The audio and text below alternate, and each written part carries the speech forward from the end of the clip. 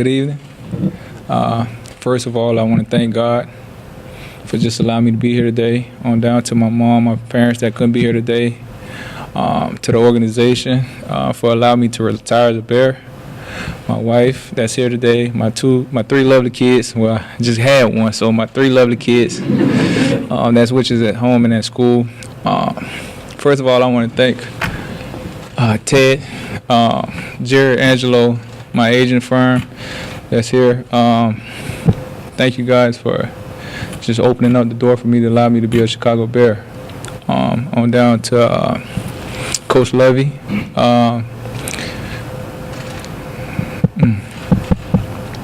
It's tough, man.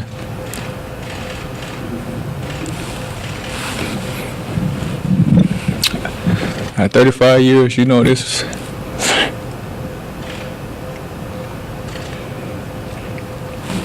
my first time saying no to football. It's all I knew, you know.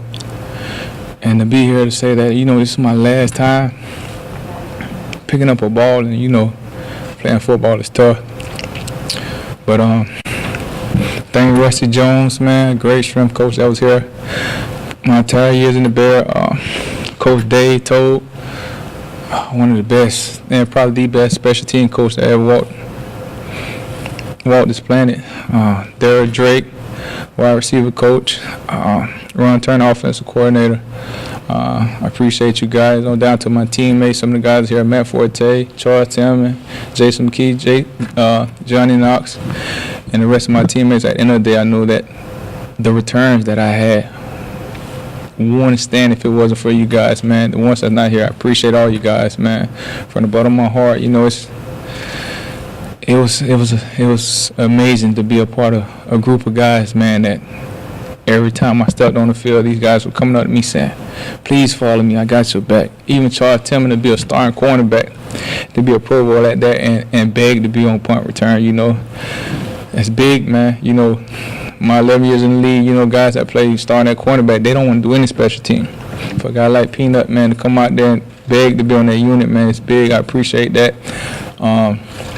To the organization, man, y'all opened me with well arms, man. I mean, from on down to from Robin, Kate, Ted, all you guys, man, even down to the cafeteria lady, Mrs. D, which was the cafeteria lady and my personal babysitter. Thank you guys, man. It's, you know, it's tough, man. And like I say, you saying no to this game of football is tough for me. I was always a kid that envisioned being a football player since the age of about 8 to 10. I know that it's wrong. You know, I don't encourage my kids to do it, but I put all my eggs in one basket. And I felt like, you know, if you put all your eggs in one basket, then you're really giving yourself 100%. If you do 50-50, you might want to be a policeman, you might want to be a football player. I feel like at the end of the day, you're cheating yourself. I'm the type of guy where I put all my eggs in one basket and say, hey, this is what I'm going to be. I'm going to make sure I go to school, but at the end of the day, all my eggs was in the football basket. To the University of Miami organization, I appreciate you guys. I see you back there, Jared Pay. I see you guy there. But, man, you know, it's an honor and a privilege to be in this family, man. I appreciate you guys. For the Miss Cassidy that's not here today, tell I love her to my dear heart. I would always respect her and would always look up to her. Like I say, this is the end of the road for me.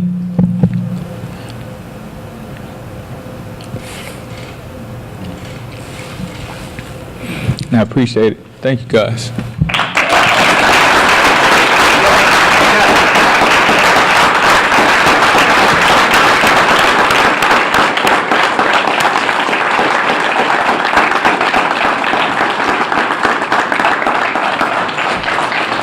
Okay, Devin's going to take about 10 minutes of questions, so fire away if you can. And there's a microphone there with PR, and you can just throw your hand up in about 10 minutes of questions.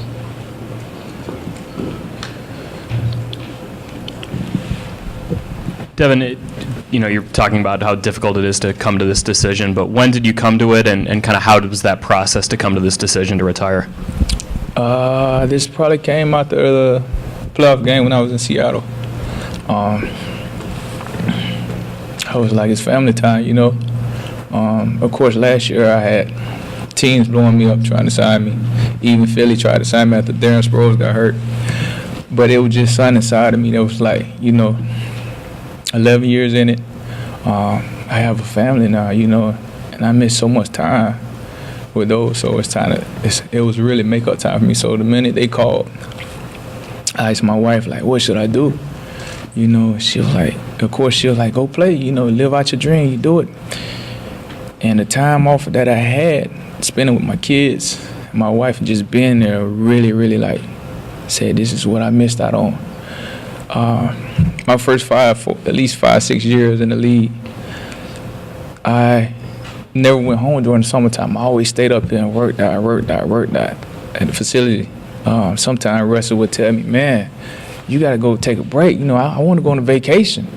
And I was just constantly up here during the summertime. So I really didn't put that time in that I wanted with my family. And the moment I sat home after about 2 or 3 months and just being around them, it was like, wow, this is shocking, man. I never realized the things I do, like with my wife, with my kids, getting to know them. And I felt like I just couldn't leave them. It was just time for me. Do you think there will ever be another kick returner like you? And, you look at what the league is doing and what college is doing. Do you think there will be kickoffs to be returned in 10 years? That's the big question. Will it ever be kickoff and punt return? With the new rules that's coming up now, I don't know if kick return and punt return going to last another 2-3 years in this league. They're really fighting to get it out. And it's sad to say because at the end of the day, kickoff and punt return is one of the most exciting parts of that other game. And like I said, you never know, though. Devin, over here, what were your expectations coming into the league? You obviously had a lot of success at Miami returning kicks. There was talk that you didn't have a natural position coming into the league. Did you even exceed your own expectations in terms of your success? To be honest, I did.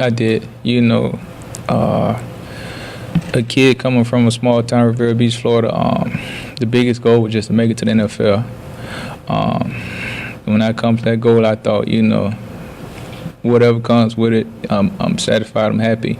And after my first year, it was like, it was a big shocker for me. It was tough to swallow. It really didn't hit me.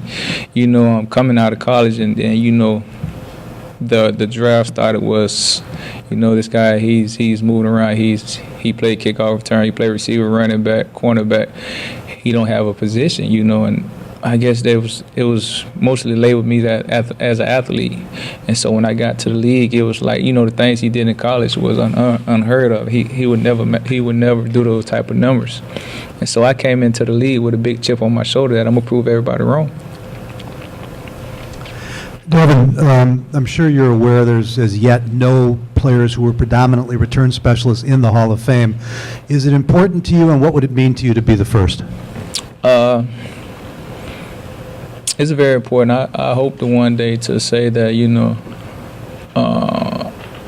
I will be inducted into the Hall of Fame. I mean, that's every athlete's dream come true, is to be, of course, playing in the Pro Bowl, play in the Super Bowl, win Super Bowl rings.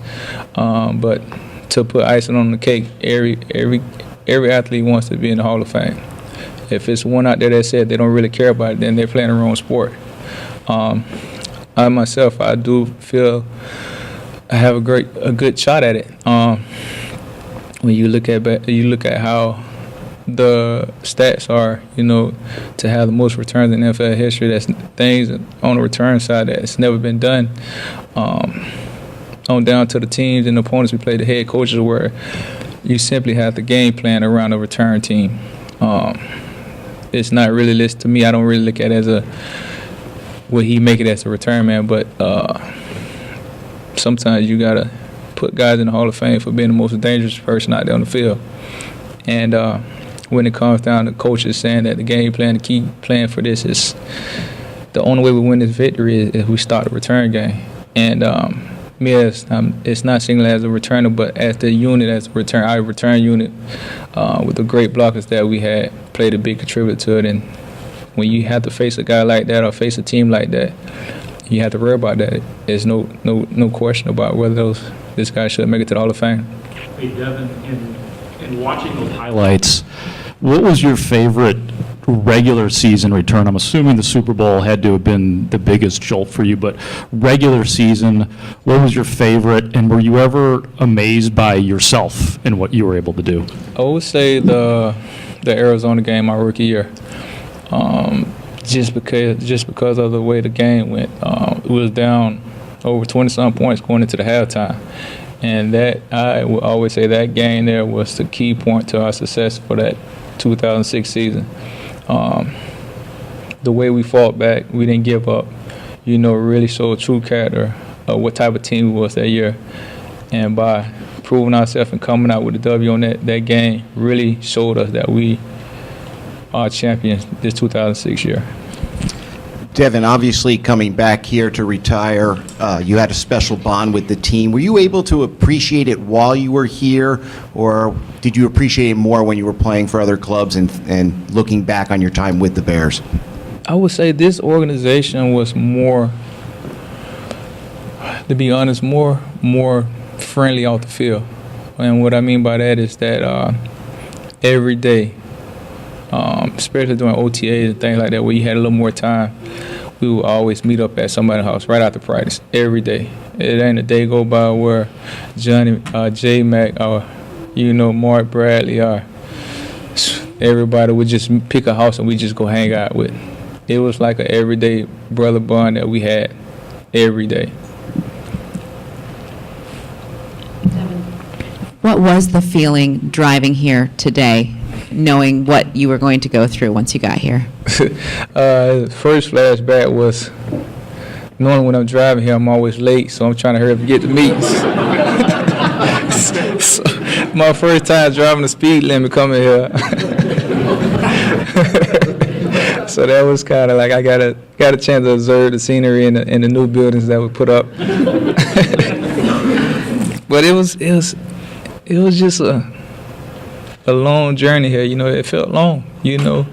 All the memories from just driving here from the first OTA to coming here, getting ready to fly out to the Super Bowl. And on Saturday, it was just like driving down memory lane. All the things that I can think of that happened my time here just kind of flashed back through my mind.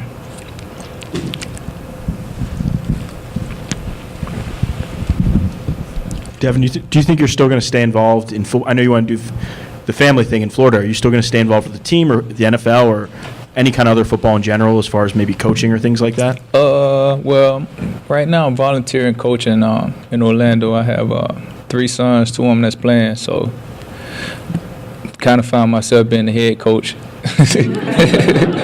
Coaching the teams, man, it was kind of like a volunteer thing one day, and then after like 3 days, it was like, all right, you run the offense and the defense. We'll just be on the sideline watching. But yeah, it was. I'm giving time back in the community now, just volunteer coaching out, helping out however I can. And as far as that goes, no more football, no high school, no college, pretty much football burnt out when it comes to that.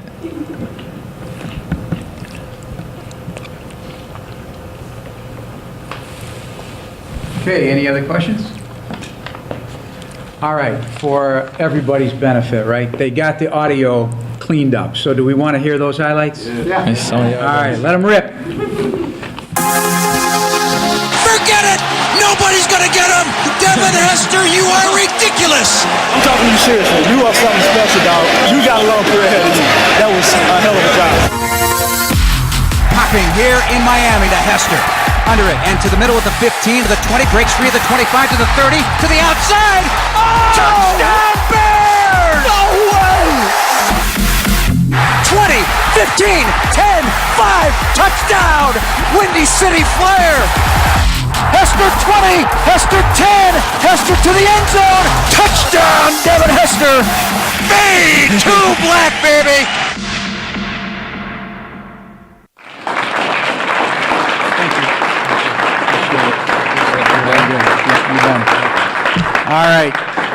They never get old, right? Unbelievable. They run it to Matt Forte up the middle, makes a cut left, and he's away. 30, 20, Matt Forte ends up. He goes 50 for the touchdown. Forte up the middle, blasting to the 40, away at the 35. He's to the 20, right to the 10. Outruns his man to the end zone. Touchdown! Touchdown Bears! Matt Forte! Hands it off to Matt Forte, scoops inside, now bounces left. He's got the 35 to the 40. Forte in midfield. Forte at the 30. Forte, picking him up, laying him down. 68 yards. Touchdown! Touchdown Bears! Forte to the left of the cover. They string it out to Forte at the 25. Runs left 20. He's to the 15. To the 10. 5! And down! Touchdown! Touchdown Bears!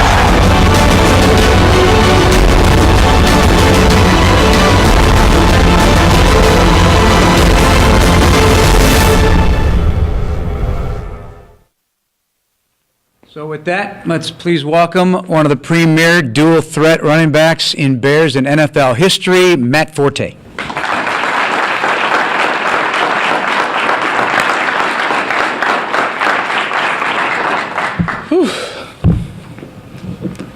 I don't know how you did it, Devin. Man, a lot of changes. Dev, you had dreads. I was bald. Got hair now though. Man, I walked down memory lane. Man, this is. I'm standing here today, full of emotion, but not. I'm not sad. I'm not disappointed or anything. I'm just grateful. I'm grateful. I say grateful because of how long I was able to play, the impact that I was able to have on the field and off the field. I'm grateful that God allowed me to have this talent and be able to showcase it for His glory on such a main stage.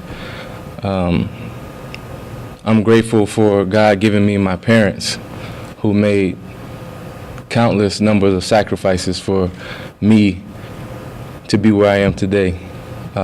Just thinking back, every time a new season, whether it was basketball, baseball, or football came about, my mom had dreams and aspirations of her own, but she made sure that I had a fresh pair of cleats or a fresh pair of basketball shoes for every season, whether it was on the field or on the court.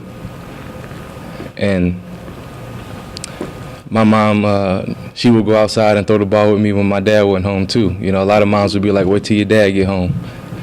You know, go do something else. But my mom made countless sacrifices for me to be up here. And my dad would wake up at 4 o'clock in the morning. I lived in Slidell, Louisiana. He would drive all the way to New Orleans and work a full day for Shell Oil Company. He'd come back around 5:30 after sitting in traffic and getting here, a long drive. And the first thing he would do, he wouldn't even eat. He'd go outside with me. My dad's 300 pounds, so I know how much that meant to him. My dad was a big D lineman. I know he wanted to eat when he got home, but he'd go straight outside and we'd shoot basketball or throw the ball. If it was baseball season, we'd go in between the houses. And if I was pitching, he was being the catcher. If it was football, he was the quarterback. And if I had to work on my hitting, he'd take me to the park or the batting cages. Whatever it was that I needed to do to get better, he was right there for me, making those sacrifices. And I thank God for having two parents that not only were able to make those sacrifices, but were willing to do that for me. I also thank him for my wife, who's made countless sacrifices for me as well. Just like Devin said, you know, it gets to that time where you got a family and you miss a lot of time with them. And now it's time for me to make those sacrifices so she can live out her dreams. And I thank you for always being there and supporting me. I remember, I believe it was year 4. I was in the contract year, and that one game hurt my knee. And I was in the locker room, and I heard banging on the door, and somebody was like, "Who is that on the door?" And she was at the locker room door. I was like, "Girl, how you get down here?" I was like, she must have passed by the security and everything, but she was right by the locker room door and she was crying. And I looked at her, because I wasn't crying. I looked at her, I said, "Girl, why are you crying?" She said, "You didn't get up fast enough." And so I knew it at that moment. I mean, she always had my back, and I thank you for that as well. But not only my family, a lot of coaches, a lot of teammates made sacrifices for me to continue to grow as a player, starting off with Coach Lovey. I appreciate Coach Lovey for believing in a little guy from Tulane, not known for football like the U, you know. But taking a chance on me. Chris Ballard, who scouted me, I spoke to him at the Senior Bowl. That was my first time speaking to the Bears organization, and I guess they liked me because they kept it real quiet and ended up picking me. So I was grateful for that. But not only him, Ron Turner, a lot of different offensive coaches. Tim Spencer, who played professional at running back, who challenged me. I appreciate Tim Spencer for challenging me as a professional to become better, and not only just to be satisfied with a season or a game that I did well in, but to continue to work each and every day, to not be complacent about any success on the field, and to always try to be at your best no matter what it is, day in and day out. Mike Martz, who came in as a coordinator, Mike Tice, Adam Gase, Todd Bowles, a lot of different coaches, Stan Drayton, Stump Mitchell, a lot of people, a lot of coaches, but even more than the coaches, my teammates helped me to become the player that I was and the man that I am today. We had, in my opinion, I've only been in 2 different locker rooms, but the one with the Bears was amazing to me. The character of the guys and how they conducted themselves, but also how it was a brotherhood, and they were also great on the field. I mean, me being a rookie coming in and I look across the defense, and my first carry in camp was against Brian Urlacher, Lance Briggs, Tommy Harris, Peanut Tillman, Mike Brown, you know, the whole Super Bowl defense. And the first play, Brian called out the play. He was like, "It's coming right here." And I'm thinking to myself, like, well, if he know where the play going, how are we going to run the play? And needless to say, he was right there to make the play too. So, but playing against a defense like that from a young, rookie, groomed me to know that I just arrived here and that I hadn't made it, and I had to work very hard to continue to be consistent in my production. And then going into the NFL, I knew it was a production-based league, and consistency is better than peaks and valleys. So I wanted to be the best at all times and be available at all times for my teammate and my team. And that's why I left it all on the field, and honestly have no regrets of how I played and what I did on the field, except for not winning the Super Bowl for this great franchise. But with that said, I'm very grateful and humbled today to stand up here and say that I'll be a Bear for life, and thank you.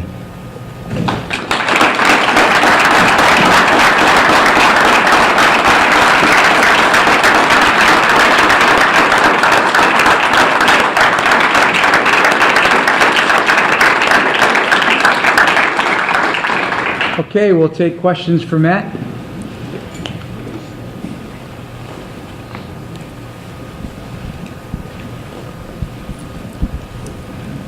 Hey Matt, have you thought about, Walter Payton's the only one ahead of you, and there's a lot of great running backs who've come through here. Have you been able to reflect upon that throughout the years, that he's really the only one ahead of you? Yeah, I have. Even while I was playing here, had time to reflect on that, and even then, given how great Walter Payton was, it just didn't seem right that my name was just right there next to his and stuff. So it's just kind of surreal to me to that my name is right there with him in this organization, and it lets me know that. Okay, we'll take questions for Matt.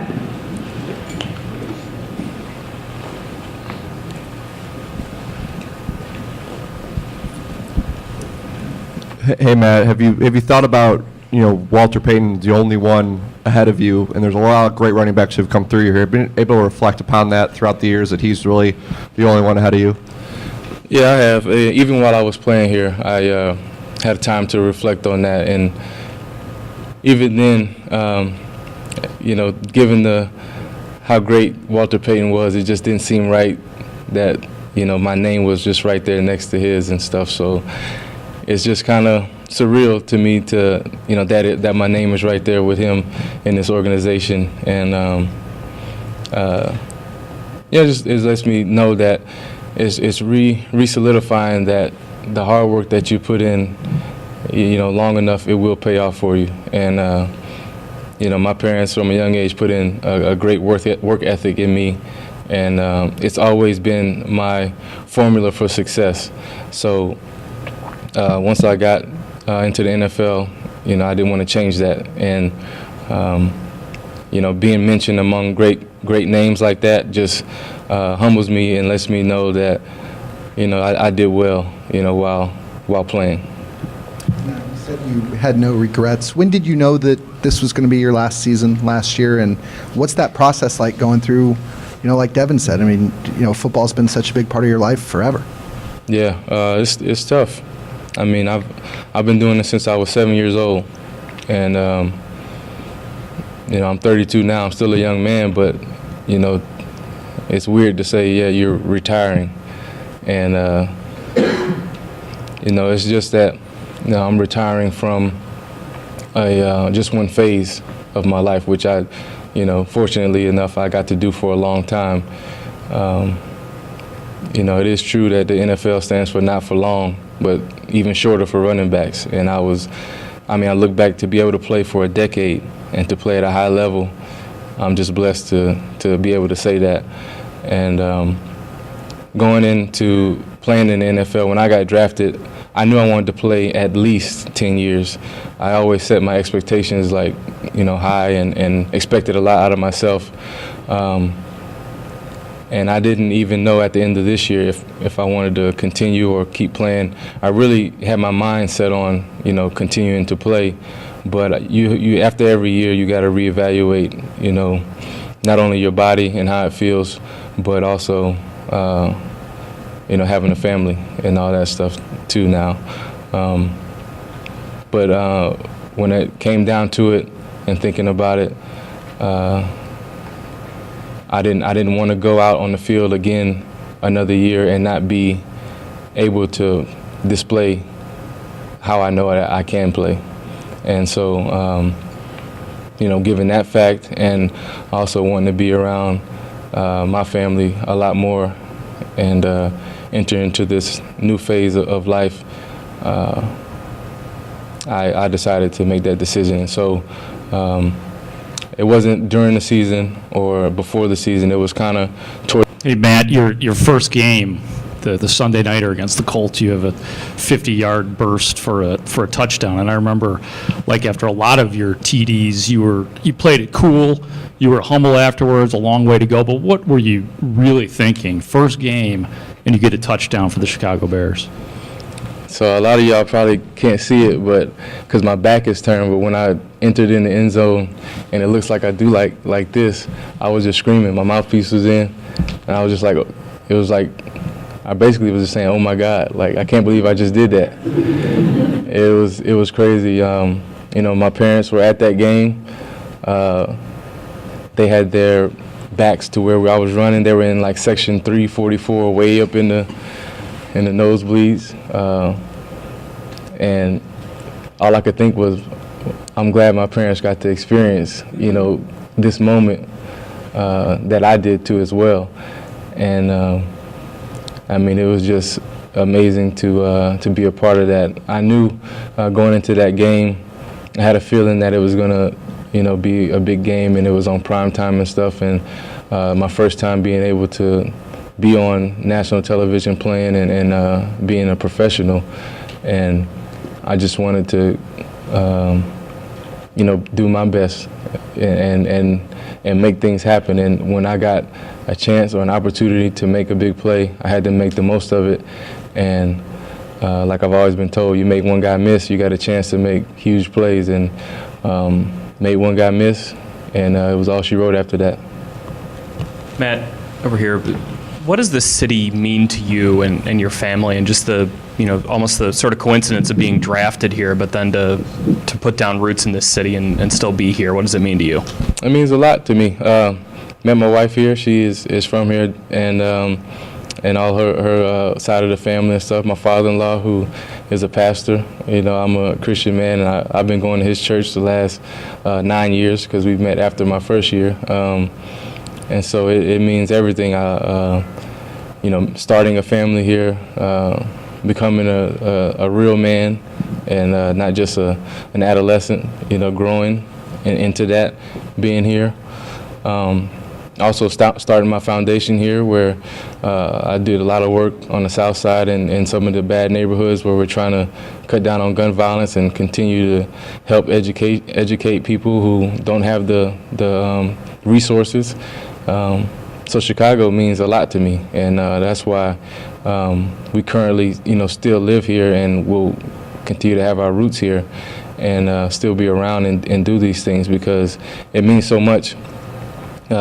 Just being here and having that tenure of a career, but also off the field, being able to reach out to the fans and speak with them, and but also going to the neighborhoods in Chicago and talk with the kids and realize what's wrong with some of the school system and things, and kind of help out, use a helping hand where things need help at. So with that, my family being started here and starting a foundation and stuff like that, it means the most to me. Matt, if you could tell your rookie self something about the journey that gets you to today, what would you say? I was asked this earlier, and I said I would tell myself, appreciate every single moment that you step into the building.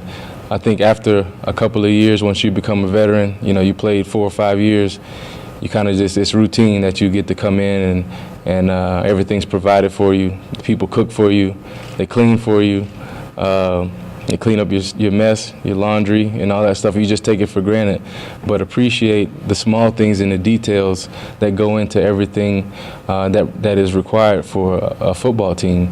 The travel to games, having to stay in hotels, and them, providing all that for us so that we can go on the field and be at our best. And a lot of guys don't look at the details, and we take those things for granted. So I would tell myself to understand and appreciate those things and those people that were here doing that for us the entire time.